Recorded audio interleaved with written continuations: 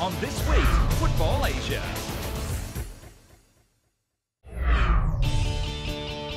Once considered a stepping stone for clubs from developing football nations, the AFC Cup came of age last year, with Rogerinho of champions Kuwait SC picking up the inaugural AFC Foreign Player of the Year honour at the 2012 AFC Awards night. This year, the 10th edition of the event might just herald the dawn of a new era. We soak up the action in the East from Matchday 1.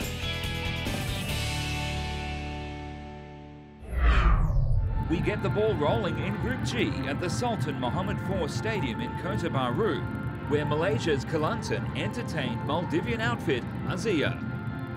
It was the first ever meeting between the clubs, with maximum points and bragging rights on the line. Kelantan pretty much dominating attack in the early part of the game, trying to lay the pressure on Asya. Dixon Wakame! Denied by Imran Mohammed. Good stop by the Asya keeper.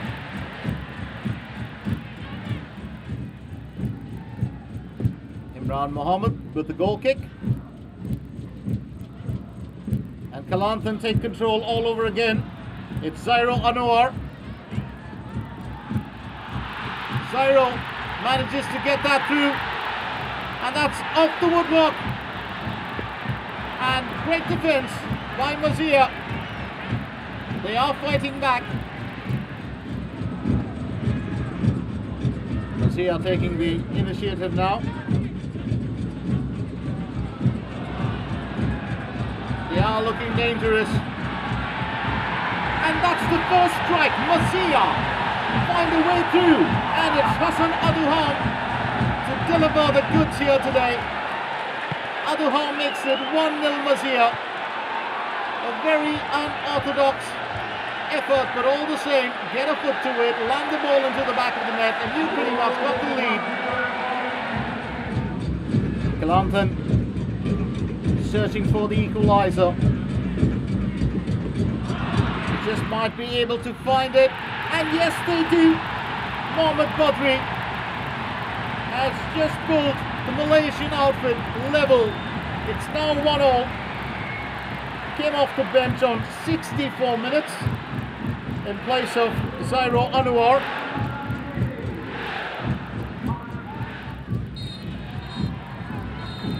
Full time at the Sultan Mohammed IV Stadium here in Kota Bharu as Kelantan and Asya neutralise each other. It's Kelantan 1, Asya 1.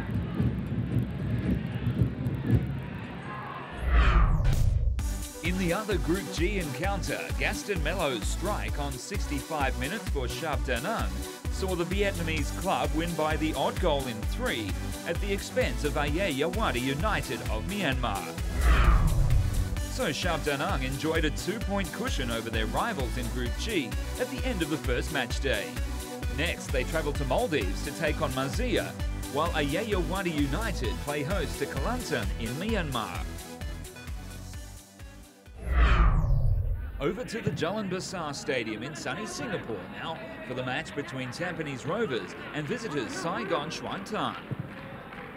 The visitors were making their debut in the AFC Cup and were eager to prove there were no pushovers and pitted against the experienced Stags. Tampines Rovers have elected to bench Alexander Juric, the 42-year-old veteran. It's amongst the 7 substitutes listed as the goalkeeper comes up and wins the duel.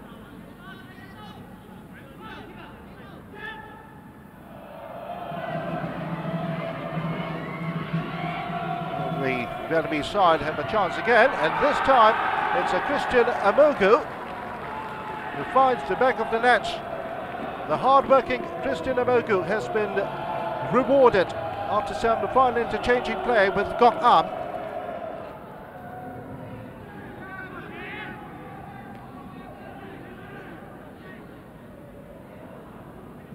Good skills there from Aluya. There's Amogu. And Amogu finds the net again. Christian Amogu certainly was looking rather harmless when Christian Amogu got the ball in his possession. He took matter into his own hands.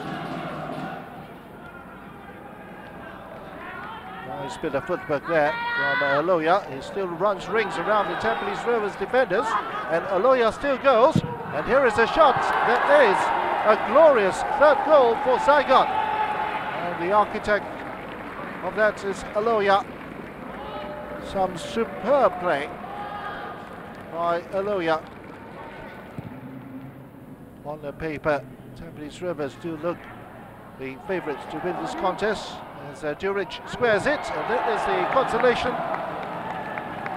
And it belongs to Khairul Amri, and he's delighted to at least get a goal. 2 minutes from the end.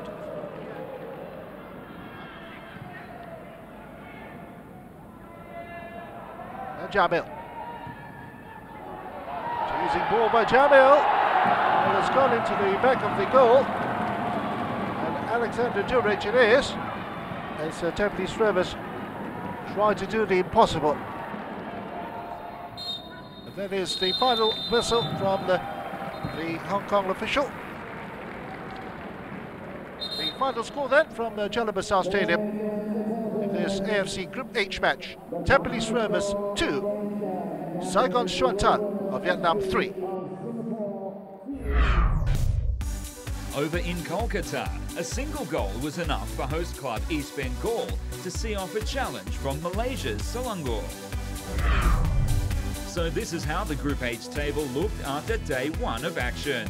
Saigon Tan and East Bengal joint leaders, with the sides left to battle each other for group leadership when they meet on Matchday 2.